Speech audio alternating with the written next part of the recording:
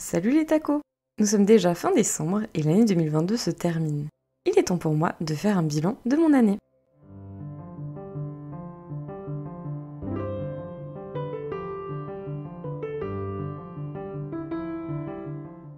En 2022, j'ai sorti 7 vidéos sur ma chaîne, 8 si on compte celle-ci.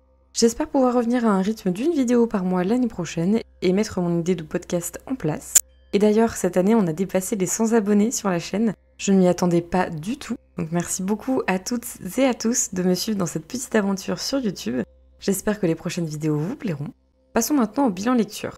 En 2022, j'ai lu 98 livres, dont 39 romans, une nouvelle et 4 recueils de nouvelles, 44 mangas et 10 bandes dessinées.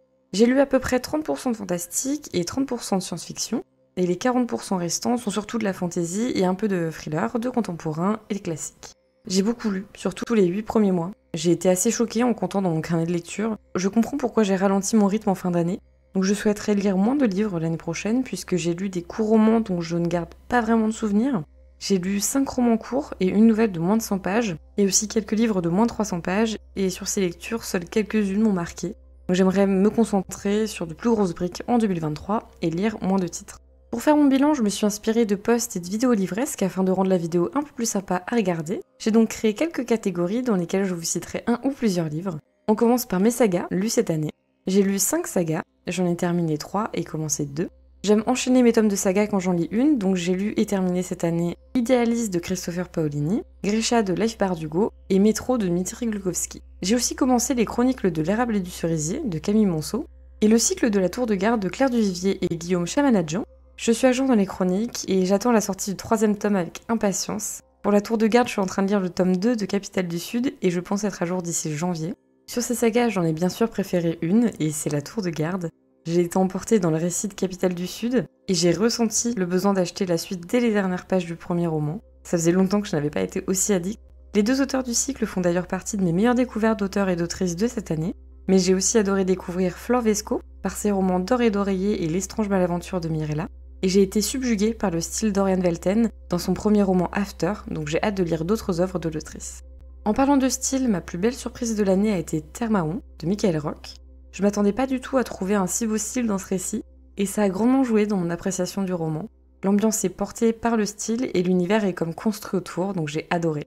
Cette année, un avantage au fait d'avoir beaucoup lu, j'ai pu découvrir de nombreux univers, très variés, et quelques-uns m'ont beaucoup marqué. Donc Thermaon, comme je vous le disais, avec toute cette culture caribéenne qui m'a bien intriguée. J'ai aussi adoré me plonger dans l'univers sombre et oppressant du métro, avec Métro de Dmitri Glukhovsky. Les différentes stations et habitants ont chacun leurs ambiances et c'était d'autant plus prenant. J'ai aussi aimé voyager dans l'espace par le biais d'Idéaliste de Christopher Paolini, dans un univers de guerre et de rencontres extraterrestres.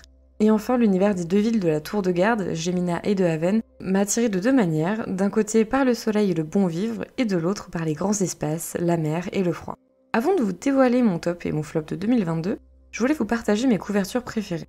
Celle de La fileuse d'argent de Naomi Novik, dont j'adore le côté glacé. Celle de Aux 12 vents du monde de Ursula K. Le Guin, avec son violet absolument magnifique.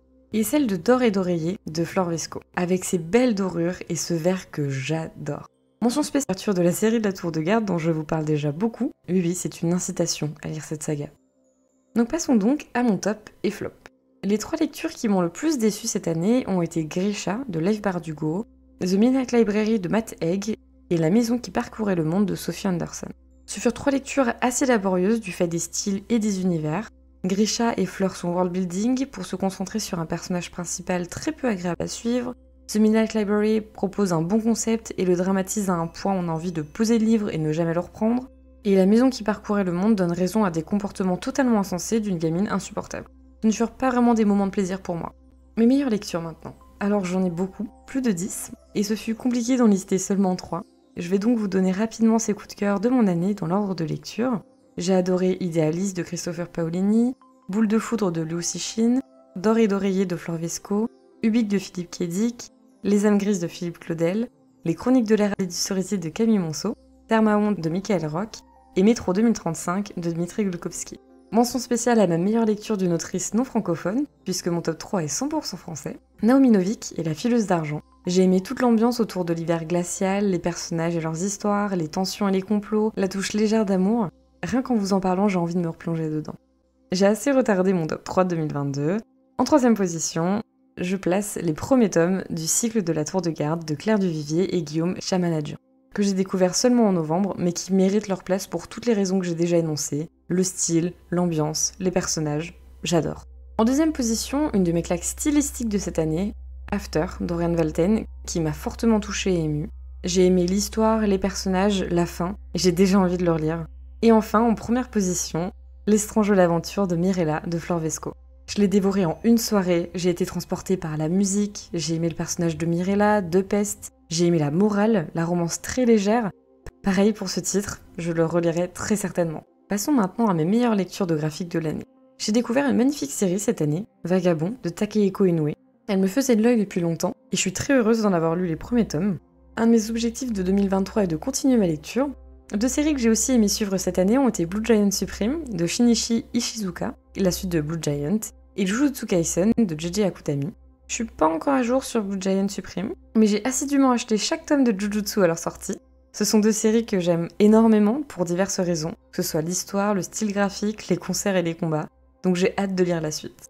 Le plus bel objet qui s'est ajouté à ma bibliothèque cette année est une bande dessinée d'ailleurs, que je n'ai pas fini de lire vu sa taille. C'est Moi ce que j'aime c'est les monstres d'10 000 Ferris. Je voulais l'acheter depuis sa sortie et une belle occasion s'est présentée donc j'en ai profité. J'adore le style de cette BD, elle est magnifique. Et l'objet livre aussi puisqu'il est édité chez Monsieur Toussaint l'Ouverture qui produit de sublimes objets. Voilà pour ma fic. Petite mention spéciale à Fire Force d'Atsushi Okubo que je suis aussi assidûment, donc j'ai hâte de lire la fin début 2024. Concernant mes visionnages de l'année, j'ai vu 5 séries, 12 animés et 27 films dont 8 au cinéma. Par catégorie, j'ai adoré The Witcher, The Boys et la saison 3 de Love, Death and Robots. J'ai aimé les enjeux, les prises de risques et les acteurs. Ensuite, en animé, j'ai vu beaucoup de bonnes choses, dont My Hero Academia, Space Dandy, IQ, que j'ai repris, Komi cherche ses mots, Full Metal Alchemist Brotherhood, Demon Slayer, Chainsaw Man ou encore Mob Psycho 100. C'est un peu difficile de n'en citer que 3, mais je pense que mes meilleurs visionnages ont été Space Dandy, My Hero Academia et Mob Psycho 100. Les histoires, les univers, les personnages, les enjeux et les combats, 3 très belles œuvres dont de terminer, depuis peu pour Mob Psycho 100, que je vous conseille fortement. J'ai aussi adoré FMA et Chainsaw, mais je connaissais déjà le manga, donc ils rentrent plutôt dans un classement des meilleures adaptations. Pour mes meilleurs films de l'année, j'en ai retenu 4. Dear Ex, qui m'a beaucoup ému, Decision to Live, que j'ai bien apprécié, malgré un ou deux éléments, Aristocrats, dont j'ai adoré les acteurs, et The Batman, qui m'a régalé avec une très bonne histoire du super-héros. Donc voilà pour mes visionnages. En 2023, j'aimerais prendre le temps de voir plus de films, surtout de genre, puisque j'ai une liste de plusieurs années à rattraper, oupsie. Enfin, terminons avec mes jeux vidéo préférés de cette année. 2022 était super sympa et on a eu de très belles sorties, autant en jeux indépendants qu'en AAA, avec Elden Ring, God of War Ragnarok, Stray, Cult of the Lamb. J'ai joué à plein de petits jeux plus ou moins récents, et j'ai adoré Couch Monsters, qui était très drôle à faire à deux, Céleste, qui m'a fait découvrir ce qu'était un vrai platforming, donc j'ai hâte sans trop avoir hâte de leur prochain jeu qui sera un Metroidvania, Tunic, avec qui j'ai adoré me balader et taper des monstres, enfin on m'a bien aidé, Death's Door qui m'a apaisé et régalé à la fois, Have a Nice Day, un petit roguelike qui me met bien à l'épreuve, Turnip Boy Commit Tax Evasion, un petit jeu super drôle et sympa à faire seul ou accompagné, et Toem, certainement ma pépite cette année, un jeu tout doux, tout beau et très rigolo. Voilà pour ce bilan complet de mon année 2022. Je suis heureuse d'avoir fait d'aussi belles découvertes en termes de romans, d'auteurs, de visionnages et de jeux vidéo. Comme je le disais, en 2023, j'aimerais lire moins de romans, mais un peu plus de mangas. J'aimerais surtout reprendre certaines séries comme JoJo's Bizarre Adventure, Demon Slayer, Blue Giant Supreme ou encore L'Attaque des Titans. J'attends avec impatience certaines sorties comme le tome 3 de Capitale du Sud et Capitale du Nord, le tome 3 des Chroniques de l'érable et du cerisier, les tomes suivants de Jujutsu Kaisen et Fire Force, la saison 3 de Demon Slayer, et surtout le deuxième film de Spider-Man Into the Multiverse. Hâte de lire et de voir tout ça. Je sortirai une nouvelle vidéo le mois prochain pour vous présenter ma pile à lire de début 2023. D'ici là, n'hésitez pas à commenter quelles ont été vos meilleures et plus belles lectures de l'année. On se retrouve très vite, et merci encore pour cette année sur YouTube. À bientôt les tacos!